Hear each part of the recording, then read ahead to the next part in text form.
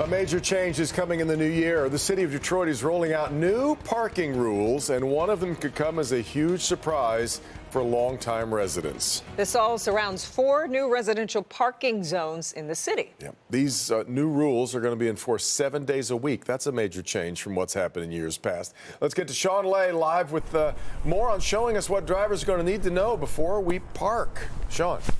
And I think showing, Devin and Kimberly, showing people is probably the key here. You live in a beautiful place like this. People are saying, look, I need a parking space out here next to my home. People coming in to enjoy delicious restaurants, they want a parking space too. Here's the deal. What I took away from this whole thing today was look for the signs every time.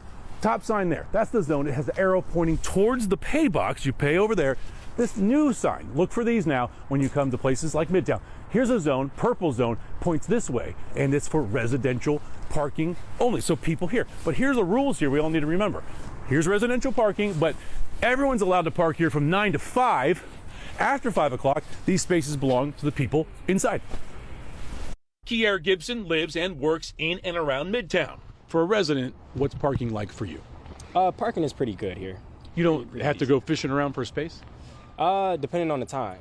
So I would say like anytime after 5, you have to fish around. Anytime before 5, you're good. After 5, the area is hopping. People who call Midtown home get hopping mad that the spaces around their buildings are taken. They have to go searching for parking spaces, lugging groceries a block or 2 or 3 home. Just describe for me, what is parking like around here? Normally pretty all right, but it can get difficult on busier times, such as, Friday evenings, Saturday evenings, weekends. Because people want to come down and enjoy the area. Yeah, definitely. Yeah, Midtown is hopping. What you'll see is the zone will have a period in most instances where anybody can park in it for a specific time. But at a certain time, only residents will be able to park in those zones. And for a lot of people, it makes sense. That makes sense? Yeah, it does make sense, yeah. Residential zones will also be enforced on Sundays, and for the first time, citywide parking safety violations will also be enforced on Sundays. Sunday meter parking remains free. The best way to avoid a ticket, follow the new signs that direct you on when you can park in the residential space and when you can't. Well, that's a common complaint, and I will say that as long as you park legally, you never have to worry about being ticketed.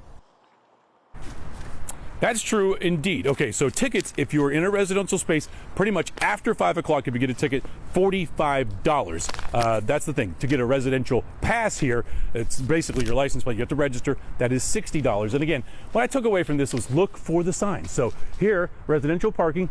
Anyone can be here, 9 to 5, but then after 5, it becomes residential parking. If you're coming down then and used to use these spaces for restaurants, you then have to go out into the neighborhood to find another space.